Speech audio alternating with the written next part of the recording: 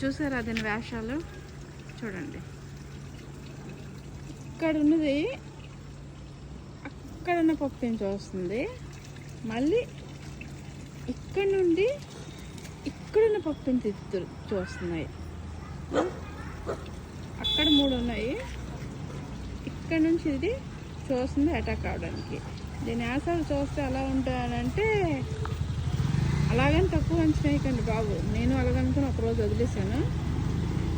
దాన్ని ఎంటబెట్టి అది కూడా ఆ కార్నర్ వరకు వెళ్తుంది. నేను దీని వెనకాల తిరిగి అదే పరిగెట్టి పడిపోయి నా కాలు నొప్పి పట్టేసింది. ఇగో ఇది ఈ అమ్మాయి ఉంది, తిరుగుతుంది. ఈ అమ్మాయి ఓనర్, కానీ దాన్ని ఏడిసేస్తుంది అన్నమాట.